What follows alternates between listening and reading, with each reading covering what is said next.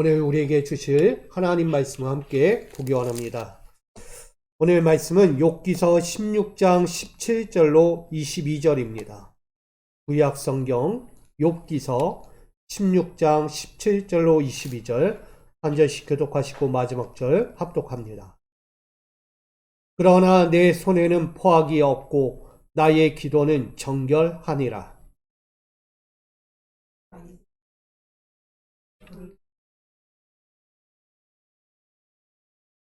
지금 나의 증인이 하늘에 계시고 나의 중보자가 높은 데 계시니라.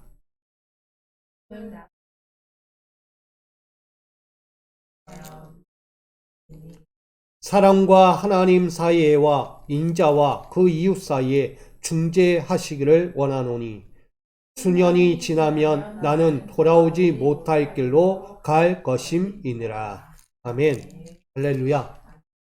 우리 2024년에는 연합과 화목을 이루는 우리 모든 성도님들 되시기를 축복합니다. 지난 한 주 동안 우리가 한번 보게 되면 참 또 다른 것으로 떠들썩했던 것이 있습니다. 결국은 많은 말소리가 많았어요. 이 얘기, 저 얘기, 비판과 정죄와 멸시와 때로는 마녀 사냥에 이르기까지 이르는 상황에 지금 도달했습니다.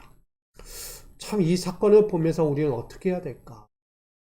많은 안타까움을 갖게 되고 젊은이들의 또한 혈기 때문인지 아니면 그릇된 마음에서부터 시작된 것인지 뭔가 오갈 수 없는 수만 가지 이야기들, 상황들 가운데 펼쳐진 문제, 누구의 탓을 하기보단 우리는 또 한번 돌아봐야 될 때가 아닌가 이런 생각을 하면서 우리는 이런 제목을 하게 됩니다. 중재자가 되라는 거예요. 이런 문제들 가운데 누가 중재할 수 있을까? 그 큰 문제 가운데서 누군가가 책임을 지고 분명히 그 문제를 해결해 가야 한다는 것이에요. 쉽지는 않겠죠. 결국은 누군가는 희생양이 되듯 되어만 하는 상황을 맞이합니다. 저는 이 오늘 말씀 중재자가 되라라는 말씀 가지고 이런 생각을 한번 가져보게 되었습니다. 어떤 사람이나 단체를 대신하여 의견이나 행동이나 태도를 표현하는 일을 맡은 사람 누굴까요? 누군가의 일을 어떤 사람의 태도나 의견을 대신 말하는 것 누구라고 이야기하죠? 우리는 대변인이라고 이야기합니다. 다른 사람을 대변한다는 것은 쉬운 일이 아닙니다. 그 사람의 취지와 목적과 생각들을 다 헤아리고 이해할 수 있을 때 대변인으로서 말할 수 있는 것이죠. 또한 나아가 그 대변인의 역할을 정확하고 명료하게 수행할 수 있으려면 분명한 그 앞선에 있던 그 사람의 마음을 알아야 한다는 것입니다. 만일 그렇지 못하다면 특정 대상자의 감정과 뜻이 완전히 오역이 되고 변질되고 나아가서는 경청하는 이들과 소통도 끊어지게 되고 혼란과 문제를 가중시키는 위험성에 빠질 수 있게 됩니다. 우린 지난 한 주 동안 그것을 겪었어요. 너무나 혼란스러워요. 누구의 말이 맞을까? 이 얘기, 저 얘기. 온라인상에는 아예 그냥 한쪽으로 탁 치우쳐서 아예 쭉 가더라고요. 결국은 어떤 이야기가 진실일지는 아무도 모릅니다. 당사자는 침묵하고 있어요. 침묵하고 있는 가운데 수많은 국민들이 다 대변인이 돼서 이 얘기 저 얘기 하는 거야. 여러분 옳다고 말합니까? 그게 다 맞다고 이야기할 수 있습니까? 아니에요. 당사자가 이야기하기 전까지는 어떤 말도 대변인이라고 말할 수 없어요. 진실이 아니니까. 진짜 진실은 그 본인만이 알고 있는 것입니다. 그렇게 오늘 우리는 어떤 특정 대상자의 대변인이 혹시 나도 될 수 있다는 사실을 분명히 기억해야 합니다. 여러분들도 살다 보면 누군가를 대신해서 표현을 하고 말을 하고 대신 일을 감당할 때가 있다는 거예요. 그럴 때 어떻게 해야 합니까? 내 생각, 내 의도, 내 뜻대로 합니까? 아니죠. 앞서 있던 전임자에 대한 그 생각과 뜻을 분명히 잘 인지하고 그것을 있는 그대로 공평하게, 공정하게 전하고 행동을 해야 한다는 것이죠. 저는 우리가 이런 생각을 가져야 합니다. 구체적인 사실과 공정성을 갖추어 일목요연하게, 즉 분명하고 뚜렷하게 전달할 수 있는 소신과 품격을 지녀야 한다고 생각을 합니다. 그게 누굴까? 그게 바로 대변인이에요. 어떤 누구도요, 남의 이야기를 내 걸로 바꿔가지고 이야기할 수 없다는 거예요. 그렇게 되면 문제가 심각하게 되는 거예요. 저는 특별히 목회자가 그와 같다라고 생각합니다. 여기 서 있는 목회자는 어떤 사람일까요? 하나님의 대변인과 같습니다. 성경에 쓰인 하나님의 말씀과 약속의 역사, 그 사실 그대로를 우리 성도님들에게 상세하고 구체적이며 분명하고 뚜렷하게 전달하는 자예요. 그게 하나님의 대변인이에요. 근데 만약에 그것을 넘어서서 자기 생각과 자기 뜻으로 전한다면 그는 대변인이 될 수 없어요. 나가 하나님의 사람이 아니겠죠. 우리는 이 앞에 서 있는 이 목회자는 하나님과 영적인 접점을 이룰 수 있도록 우리 성도님들이 하나님과 다 맞닿는 그 접점이 이루어지도록 안내하고 이끌고 말씀으로 가르치고 나가는 자예요. 그렇기에 그 신앙생활로서 살아갈 수 있는 삶의 길에서 하나님을 떠나지 않고 항상 늘 하나님을 붙잡고 살아갈 수 있도록 안내하고 지키고 말씀으로 권면하는 자, 그가 목회자라는 사실을 여러분 앞에 전하고 있는 것입니다. 그가 바로 대변인이에요. 제가 바로 이 자리에 서 있지만 말씀을 전하는 목사라고 해서 권위, 명성 여러분 앞에 자랑으로 서 있는 게 아니고요. 하나님의 대변인으로서 서 있는 것입니다. 그렇다면 우리 성도님들은 어떨까요? 이 교회는 어떨까요? 저는 똑같다고 생각합니다. 이 교회와 성도님들은 세상 앞에 서 있는 대변인과 같습니다. 그래서 뭐 하라고요? 본을 보이라고 이야기합니다. 어느 누구 앞에서도 흠이 없어야 하고 그 본질적인 신앙의 기준, 하나님의 말씀의 기준에서 조금도 어긋나지 않은 기준을 가지고 세상 앞에서 대변인 역할을 해야 하는 게 교회이자 성도라고 말하는 것입니다. 여기서 있는 목회자만이 아니고요. 여러분도 똑같다는 거예요. 여러분도 피해갈 수 없다.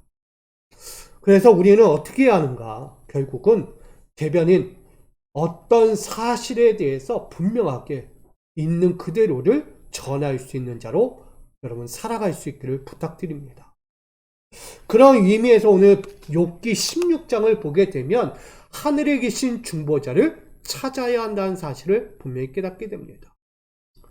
많은 이야기가 오가요. 욥의 환난 가운데 친구들이 와서 저 얘기하면서 너는 그래서 그렇고 너는 그래서 그런 거고 너 문제가 그런 거고 네 자식도 네 환경도 이 얘기 저 얘기합니다. 세상 사람들 앞에서 욥을 대신하여 이런 대언자들이 나타난 거예요.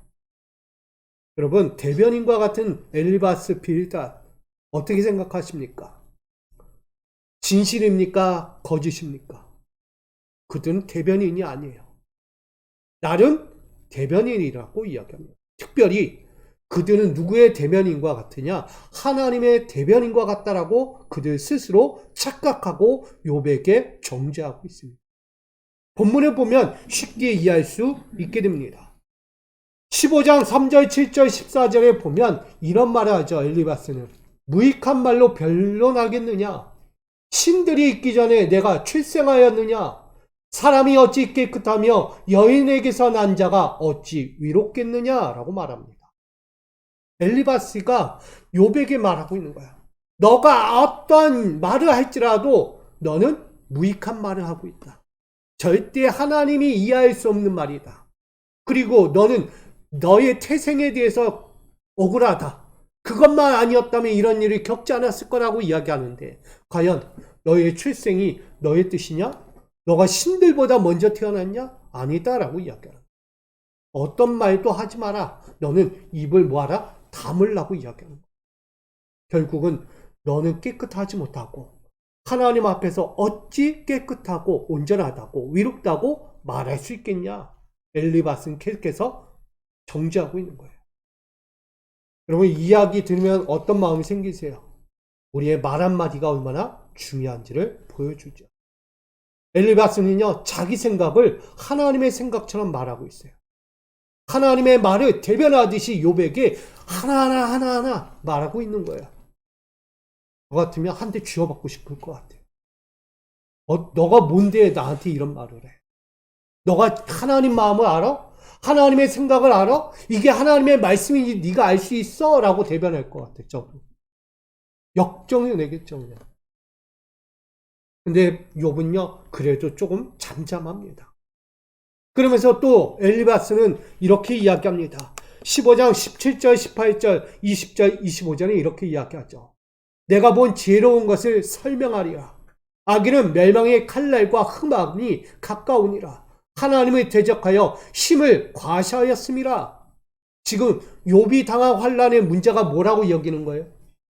하나님의 지혜를 업신여겼다는 얘기입니다. 하나님의 말씀을 전혀 듣지 않고 자기 뜻대로 산 자의 결과물이다 라고 말하는 거예요. 너가 환난을 당한 것 하나님 말씀을 듣지 않았다. 순종하지 않았다. 너 스스로 위로운 척했다. 결국 너는 악인이야. 악인. 넌 죄인이야. 정작이 딱 좋죠. 우리 앞전에 그 축구 선수들이 싸운 이야기 보면서 어떤 마음? 넌 죄인이야. 너는. 물타기 됐어 이제. 국대에서 완전 박탈해라. 더 이상 부르지 마라.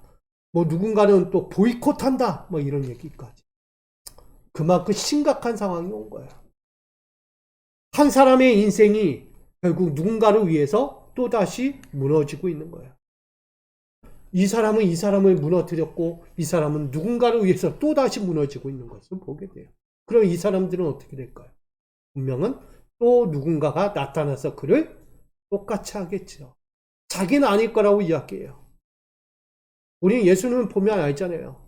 가늠한 여인이 세상 사람들로부터 돌로 맞아 죽을 뻔했는데 예수님 오셔서 그를 구원해 주셨죠. 뭐라고 해요? 뭐라고 해서 그들이 다 갔어요? 죄 없는 자가 돌로 치라고 이야기해요. 죄 없는 자가 어디 있습니까? 다 죄인인데 누구를 정죄하고 누구를 미워하고 누구를 때려 죽이려고 합니까? 여러분, 화해와 조정이 필요한 거예요. 지금은 정죄하고 멸시하고 끌어내리는 게 목적이 아니라 그 원인을 파악하고 그것을 보완하고 조정해서 다시 하나로 만들어야 하는 거예요. 이게 지금 해야 할 일입니다. 교회 안에서도 그런 문제가 있다면 똑같이 해야 되는 것이고 내 가정 안에서도 그런 문제가 있다면 화해와 조정으로서 그 문제를 해결해야만 합니다. 언제까지 돌을 들어 치려고만 합니까? 우리 사회가 계속 그렇게 가고 있어요. 나는 아니야. 나는 저만 그런 거야. 저 사람만 계속 그렇게 가잖아요. 언제까지 그렇게 갈 겁니까? 진짜 하나님의 대변인이라면 그렇게 가면 안 되는 거예요. 대변인 떠나 내가 하나님의 사람이라면 그럴 수는 없는 거죠. 내 말 한마디가 어떻게 흘러가는지를 분명히 알아야 합니다. 여러분, 우리 주변에 어려운 사람들이 얼마나 많습니까? 근데 그런 사람들 보고 똑같이 이렇게 이야기할 겁니까? 너 하나님 말씀 안 들었으니까 벌 받는 거야. 너 죄졌으니까 그렇게 어려운 거야. 너 하나님께 너 힘가시했잖아. 너 자랑했잖아. 너 잘났잖아. 너 그랬으니까 하나님께 벌 받은 거야. 누가 이렇게 얘기합니까? 고난당한 사람한테. 한 주 동안에도 앞전에 제적의 권사님이 갑자기 쓰러지셔서 폐에 물이 차가지고 고통 중에 있는 기도해달라고 전화 온 거예요. 원인 모를 물이 폐에 찬 거예요. 검사를 해도 원인을 모르는 거예요. 다행히 멈춰서 다행인 거예요. 지금 퇴원하셨는데 여러분, 그분 보고 한마디 해보세요. 죄져서 그런 거예요. 죄송합니다. 미치지 않고서 그럴 수 있어요? 그럴 수 있는 거잖아요. 어떻게 그런 말도 안 되는 지금 엘리바스는요, 욥을 향하여 그렇게 이야기하고 있는 것과 마찬가지입니다. 앞뒤 정확 자기가 영광거라고 이야기하면서 지금 정죄하고 있는 거예요. 하나님의 마음도 하나님의 뜻도 하나님의 그 헤아림의 그 상황을 전혀 모르는 거예요. 왜 욥이 환난을 당했죠? 여러분 아시죠? 왜일까요? 욥이 왜 환난을 당했어요? 하나님과 사탄이 싸웠잖아요. 한번 시험해보자. 이는 뭐하다? 온전하고 정직하며 하나님을 경외하는 자다. 욥이. 또 한번 건드려봐라. 아무리 건드려봐도 그는 무너지지 않아. 흔들리지 않아. 나를 끝까지 위지할 자야. 사탄은 아닐 거예요. 아니라니까요. 제가 한번 해볼게요. 그래서 친구들까지 다 뭐 삶아가지고 욥을 계속 정죄하는 거예요. 여러분, 우리가 사단에 놀아나면 안 되는 거예요. 한마디로. 누가 누구를 정죄하겠습니까? 나는 하나님의 대변인이라고 이야기하면서 사람을 정죄하고 있으니 이게 어찌 말이 됩니까? 여러분 주변에도 그런 사람이 있을 때 여러분 위로의 대변인이 될 거예요. 분명히 어려운 이웃들, 고통 중에 있고 슬픔 중에 있는 사람에게 다가가서 한마디라도 할 거예요. 뭐라고 대답합니까? 내가 그쪽으로 갈까? 아니면 도움이 필요하면 언제든지 얘기해.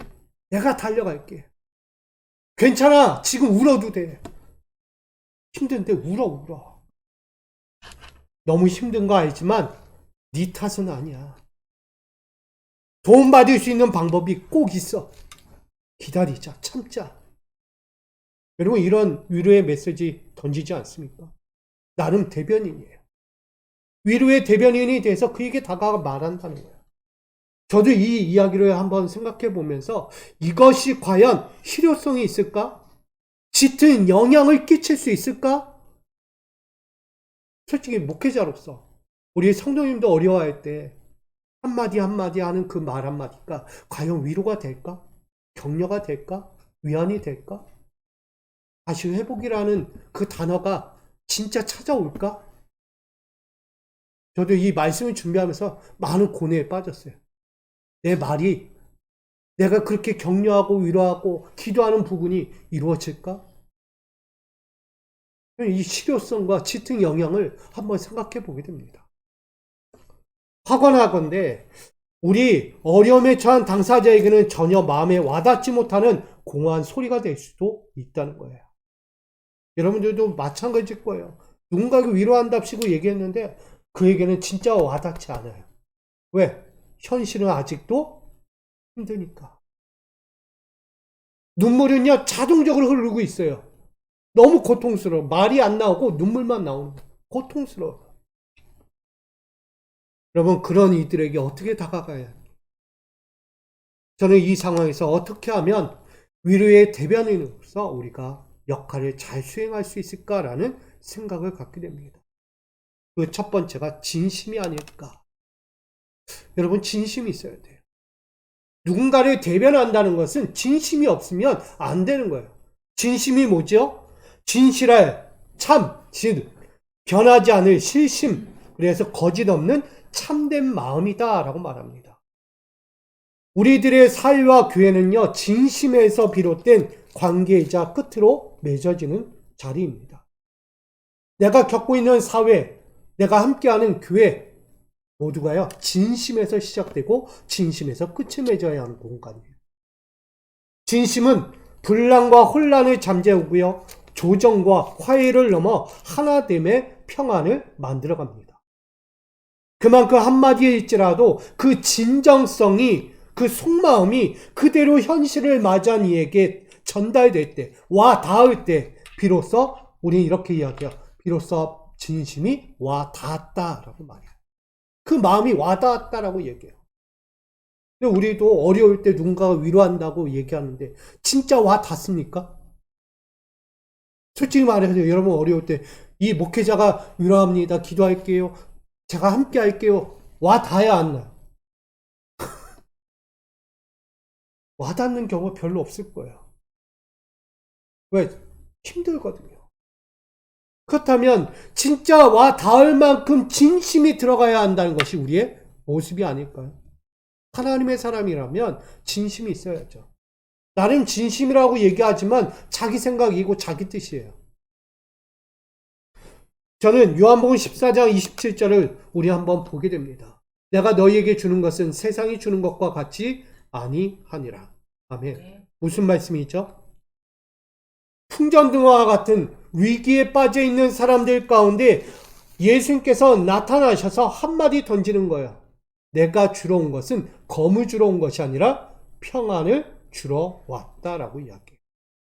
예수님의 등장이 많은 사람들을 환란에 빠뜨리고 그들을 어둠의 그늘에서 심장을 도려내는 칼을 갖고 온 게 아니다. 그분은 너희에게 평안을 주러 왔다. 이걸 말하고 있어요. 세상은 어려운 가운데 빠져 있어요.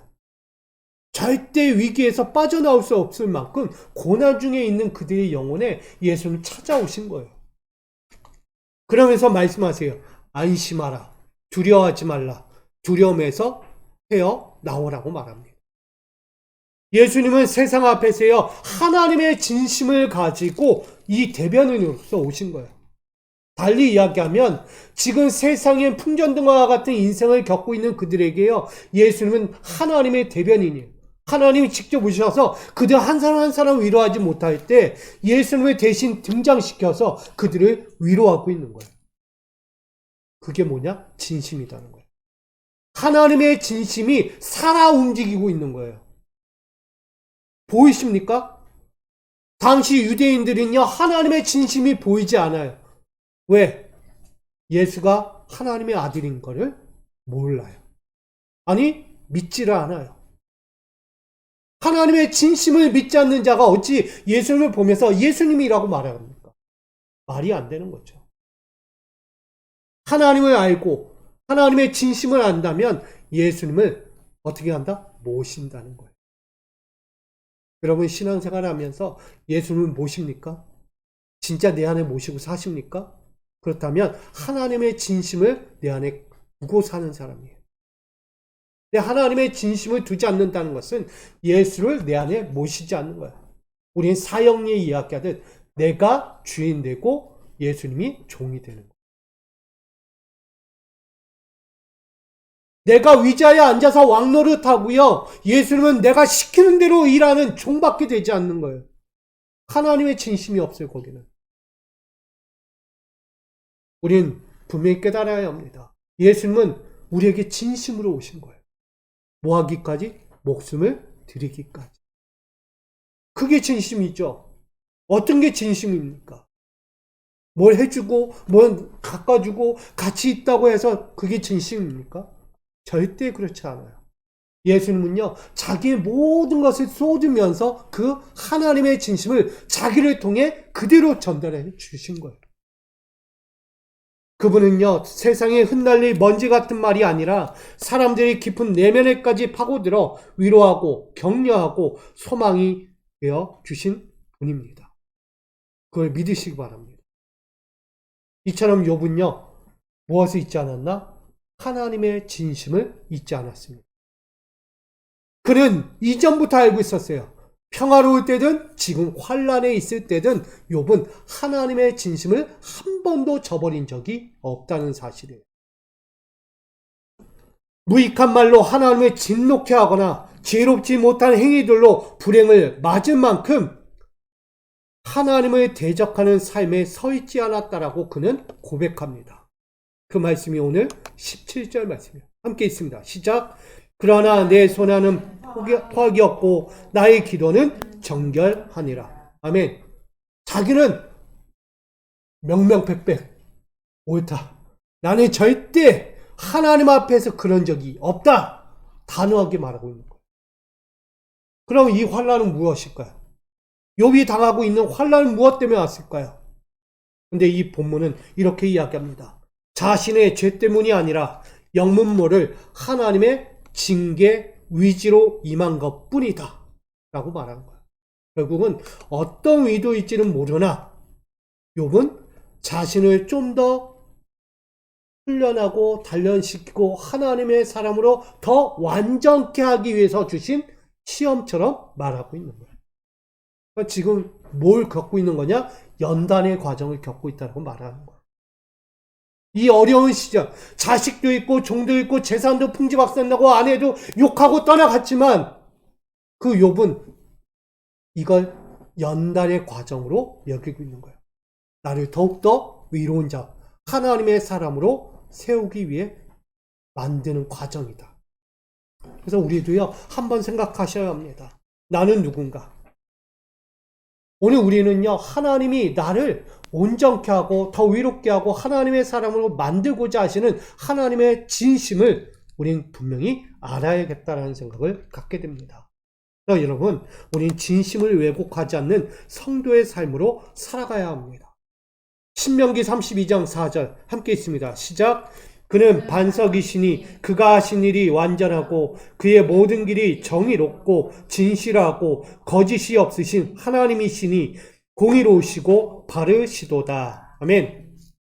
하나님의 진심이여 쉽게 흩날릴 수 있는 삶의 환경들, 우린 하나님의 진심은요, 우리 삶에서 쉽게 흔들릴 수 있지만 그런 삶에서도 하나님의 진심을 찾고자 의지하고 나아가는 이들은 하나님은 곧 찾아오셔서 무엇 하신다? 자신의 정의와 공의와 진실함을 밝히실 것을 말하고 있는 거예요. 하나님은 거짓이 없으신 분이에요. 그래야 뭐라고 이야기해? 신실하신 하나님이라고. 신실하신 하나님. 너희의 마음을 안다. 내가 너를 향하여 간다. 여러분, 그 하나님을 모시기 바랍니다. 하나님을 모신다는 것은 그 하나님의 진심이 들어오는 거예요. 그 하나님의 진심이 들어오면 우리 삶에서 내가 말하지 않아도, 내가 뭔가 하지 않아도 하나님의 정의와 공의는 그대로 신실하게 드러날 수밖에 없고, 내가 말하지 않아도 그 숨겨졌던 진실이 탁 튀어나오는 거예요. 누군가로부터든 하나님의 계시 안에서 드러나게 되는 것입니다. 여러분, 그거 잊지 마십시오. 그래서 우리는 어떻게 해야 하냐? 하나님의 진실, 우리는 하나님의 진심이 되어서 살아가야 합니다. 성도들의 진심이 그대로 전달되면 하나님의 신실하심과 공의가 어려움 당하고 있는 이들에게까지도 전달이 되는 거예요. 그대로 흘러가는 거예요. 그리하여서 우리는 또 다른 하나님의 평안을 얻게 되는 것입니다. 그래서 우리가 할 일은 진지하고 열렬한 성도의 진심으로 살아가야만 합니다. 여러분에게도요, 진심이 강렬하게 타올라야 돼요. 불붙듯 타올라서 나아가야 합니다. 이 마음이 있을 때 하나님의 진심이 우리를 통해서 흘러갈 수 있는 거예요. 아멘. 또한 우리는 두 번째로 바라볼 것은 향하여라는 거예요. 목적과 기준이 명확할 때 바라보는 것을 이 향하여라고 표현합니다. 그래서 다른 말로 소망이 담긴 방향이다 라고 말합니다. 사람들이 원하는 삶의 방향은 한치의 오차도 없는 만족으로서 완성되기를 원합니다. 여러분들도 향하여 가죠? 분명한 목적이 있고 그것을 향하여 갈 거예요. 그럴 때 그 모든 목적이 완성되기를 원할 거예요. 그 향하여 갈 때 어떤 일이 있어야 합니까? 평안해야죠.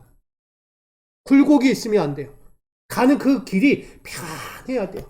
배 타고 가다가 풍랑이 일면 됩니까? 안 됩니까? 차 타고 가다가 펑크 나면 돼야 안 돼요. 비행기가 가다가 꼬꾸라지면 돼야 안 돼요. 안 되는 거예요. 모든 길은 평안해야 하는 거예요. 사람들이 원하는 삶의 방향이 그만큼 그 치우침과 흐트러짐을 또 한번 어떻게 하냐? 바로잡아야 한다는 사실을 말하고 있는 거예요. 이 향하여라는 것은요, 흔들리지 않는다는 것을 말합니다. 그러니까는 우리도 신앙의 길에서 이들의 모습에서 그 향하여 갈 때에 한치도 흐트러지거나 치우치는 일이 없도록 바로잡고 그 기준과 지점에 일관화된 평안을 맞이해야 한다는 것을 전하고 있는 것입니다. 그러니까 욥은요, 지금 우리에게 말하고 있는 거예요. 나는 방향을 잃지 않았다. 내 방향은 하나님께로 향하고 있다. 나는 어떤 수많은 너희가 얘기하더라도 나는 흔들리지 않아. 나는 오직 하나님만 바라볼 거다. 이걸 말하고 있습니다. 뭘 이야기하냐면, 한 번 들어선 길일지라도요, 그 원대한 간절함이 현실을 마주하는 이에게 와 닿았을 때, 뭔 이야기냐면 내가 한번 들어선 길이에요. 이 길에서 내가 그 현실을 딱 맞이하는 그 간절함을 갖고 그 목적지를 향하여 딱 와 닿았을 때 어떤 일이 있냐? 우리 이렇게 이야기할 거예요. 비로소 소망이 닿았다라고 말하는 거예요. 내 소망이요 이루어졌다, 성공했다, 완성되었다라고 이야기하는 거예요. 근데 내가 길은 들어섰는데 이루어지지 않으면 뭐라고 이야기해요? 아직도라는 얘기를 할 거예요. 여전히. 근데 욥은요 아니에요. 하나님의 소망이 지금 그 환난 가운데서도 와 닿았어요. 앞전에 이야기했죠. 하나님의 진심이 뭐였다고요? 와 닿았다고요. 하나님의 진심이 와 닿았다는 것은 지금 욥과 하나님이 하나가 되었다는 것을 이야기하는 것입니다. 하나 연합되었다는 뜻입니다. 우리 말씀을 잘 보셔야 돼요. 왜 욥은 계속해서 환난 중에 있는데 무슨 연합이냐? 환난 중에 있는데 아니다는 거예요. 욥의 이야기 한마디 한마디에 보면 그는 흐트러짐이 없어요. 치우친 적이 없어요. 계속 하나님과 하나가 되어서 계속 가고 있는 거예요. 여러분 누가복음 19장 41절을 한번 보세요. 함께 있습니다. 가까이 오사 성을 보시고 우시며 라고 이야기합니다. 이게 뭐죠? 애통함이에요. 애통함. 아픔과 고난, 압제, 억압 이것들로 살아가고 있는 백성들을 바라보시면서 예수님이 눈물을 흘리고 있습니다. 이 장면은 예루살렘 성을 앞두고 막 산에 올라가서 바라보면서 갑자기 눈물이 뚝뚝 흘리시는 예수님이세요. 여러분 같으면 눈물 흘리겠어요? 안 흘리겠어요? 저도 예루살렘을 가봤지만 눈물이 아니라 와 이거예요. 보자마자 와. 근데 예수는 예루살렘을 보면서 뭐 했냐? 눈물을 뚝뚝 흘리신 거예요. 거기에 애통하는 자들, 고통과 억압과 압제 속에 있는 그들의 신음하는 모습들, 하나님을 알지 못하여 죽음으로 가고 있는 그들의 영혼을 보면서 애통하는 마음으로 눈물을 흘리고 계신 거예요. 여러분, 하나님의 눈물, 사랑의 눈물을 이야기하고 있습니다. 자기 민족의 인류의 고난과 죄에 대하여 애통의 눈물을 묘사하고 있는 말씀이에요. 예수님은 세상 앞에 하나님의 눈물을 대신하여 흘리고 있습니다. 하나님의 눈물을요, 예수님이 대신 흘리고 있다고요. 여러분은 어떻습니까? 세상을 향하여 대신 눈물을 흘립니까? 흘려본 적이 별로 없을 거예요. 진짜 집회 가서 한번 흘리자 할 때 그때 한두 번 흘려봤지 평상시 흘려본 적은 거의 없는 것 같아요. 저도 청년 집회 때 가서 그냥 부르짖어. 우리 이 나라 이 땅 열방을 위하여 죽어가는 자들의 영혼을 위하여 눈물로 기도합시다. 그때 눈물 뼈 빠지고 흘렸는데 지금 와서 보니까 눈물이 없어요. 메말라 버린 거예요. 왜 메말랐을까? 하나님의 눈물을 대신할 자가 없는가? 나는 왜 하나님의 눈물을 대신하여 저들을 위하여 눈물을 흘리지 못하는가? 우리는 반성해야 합니다. 지금 욥은 하나님과 같이 하고 있어요. 그러나 엘리바스와 빌닷이 계속해서 정죄하고 욥을 비난할 때에도 욥은 하나님을 향하여 뭐하고 있냐? 눈물을 흘리고 있어요. 다시 말하면 자신의 애통하는 마음이 아니라 알아주지 못하고 아직도 깨닫지 못하고 아직도 하나님의 뜻을 이해하지 못하는 저들을 향하여 욥은 눈물을 흘리고 있는 거예요. 여러분 이걸 기억하셔야 합니다. 결국은 세상 일의 고통과 복음의 고난으로 흘릴 사람들의 깊은 내면을 헤아려 보고 흘린 눈물이 아닌가. 예수님은요 무죄함과 온전함의 염원을 담아서 증명하고자 흘리고 있다는 것입니다. 이처럼 욥도 하나님의 소망을 담아 이전부터 그 환난에 있던 환경 속에서도 끝까지 그들 향하여 바라보고 있다는 거예요. 그게 7절, 9절, 10절, 12절, 13절, 16절이 이렇게 이야기합니다. 인생의 피로 가운데 있는 이들, 온 집안의 팽망이 이루어질지라도 나를 찢고 이를 갈고 원수의 날카로운 눈초리가 보일지라도 입을 크게 벌려 모욕하며 뺨을 칠지라도 칠지라도, 내 목을 잡아 부서뜨리고 관역을 삼을지라도, 화살들이 사정없이 쏘며 콩팥과 쓸개를 땅에 흐르게 할지라도, 울음으로 붉고 죽음의 그늘이 덮여질지라도 나 욥은 하나님께 고백하리라. 나는 하나님을 향하여 눈물을 흘리리라. 이게 욥이에요. 한시도 그는요 자기를 위해서 흘린 눈물이 없어요. 이 상황에서도 저들을 향해, 알지 못하는 이들을 향해 눈물을 흘렸습니다. 우리 20절 함께 있습니다. 시작. 나의 친구는 나를 조롱하고 내 눈은 하나님을 향하여 눈물을 흘리니. 이게 바로 그 뜻이에요. 지금 하나님 자신의 변호사가 되셔서 무죄와 사정을 밝혀주실 것을 증거하는 이야기면서 그 또한 욥도 나는 하나님의 대변자가 되어서 너희가 하나님을 알지 못하고 하나님께 대하여 옳지 못한 그릇된 생각과 무지한 인생의 신앙으로 살아가는 너희들을 향하여 나는 기도하고 있다. 그 기도가 그냥 기도가 아니라 눈물의 기도예요. 애통하는 마음으로. 예수님이 예루살렘 성을 보면서 눈물을 흘릴 수밖에 없는 건 깨닫지 못하니까, 알지 못하니까, 알 생각도 없어요. 예수님 왜 우세요? 제자들도 모르고. 왜 기도하십니까? 알지 못해요. 욥도요, 그런 그들을 향해 끊임없이 한시도 하나님을 향하여 눈물을 멈춘 적이 없다고 말하는 것입니다. 우리 성도 여러분, 우리는 어떻게 해야 합니까? 우리 또한 마찬가지가 아닙니까? 우리도 소망의 눈물을 흘려야 하는 사람이 아닐까 생각합니다. 로마서 8장 26절 함께 있습니다. 시작. 이와 같이 성령도 우리의 연약함을 도우시나니 우리는 마땅히 기도할 바를 알지 못하나 오직 성령이 말할 수 없는 탄식으로 우리를 위하여 친히 간구하시느니라. 아멘.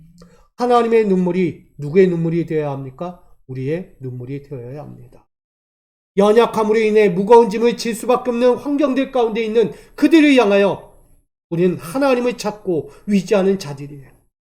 그러기에 그들을 향하여 진리로 인도받고 돕고 일으켜 주실 그 공급처 하나님께 향하여 끊임없이 기도해야 합니다. 연약한 성도들과 이웃들을 향하여 진정성 있는 진심을 담은 눈물의 기도가 흘러야 합니다.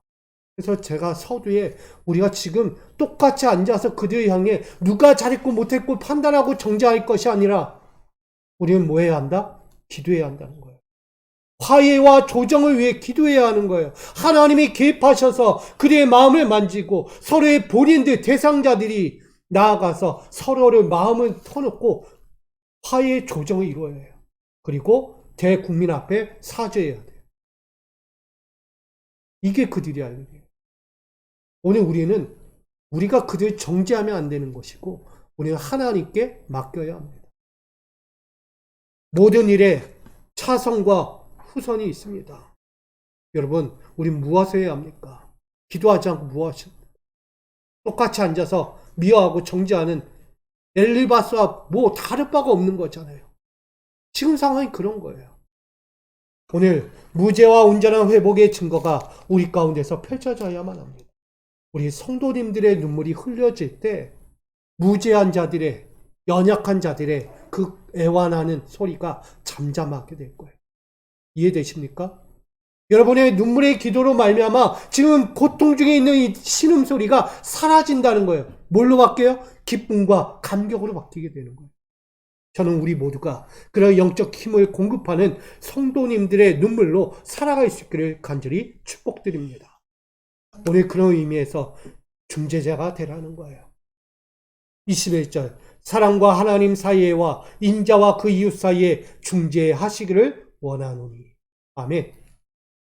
오늘 욥은 자신이 당한 환난의 원인 규명을 위하여 하나님 앞에서 자신의 무죄와 온전함을 증명해 달라고 하나님께 호소하고 있어요. 하나님만 아시잖아요. 하나님. 눈물로 호소하고 있는 거예요. 그 이유인즉슨 하나님은 나를 아시니 대신 말씀해 주십시오. 알지 못하는 이들이 계속 이야기합니다.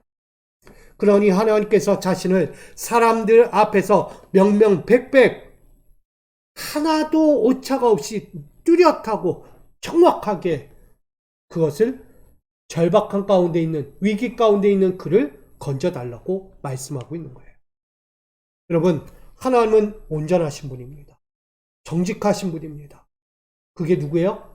욥이에요. 욥도요, 온전하고 정직한 자예요. 오늘 여기 있는 성도님들은 누구죠? 하나님 앞에서 온전하고 정직한 자예요. 나가 하나님 경외하기를 멈추지 않는 자들입니다.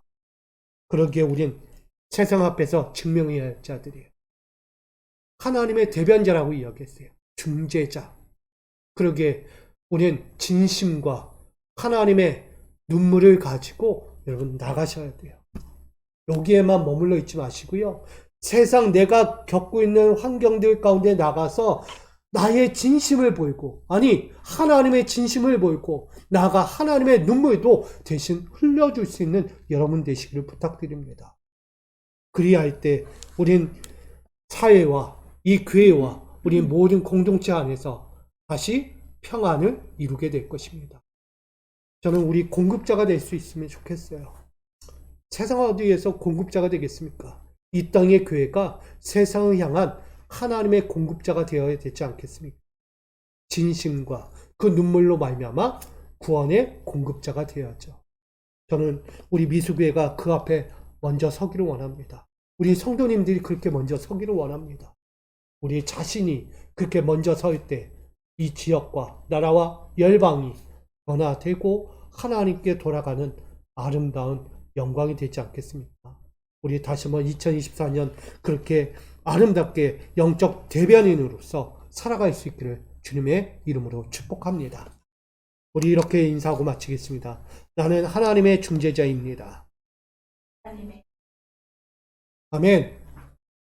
나는 중재자라는 사실 꼭 잊지 말고 끝까지 힘써 살아가기를 원합니다. 하나님, 우리 이 땅에 보내어진 하나님의 진심이자 하나님의 눈물임을 봅니다.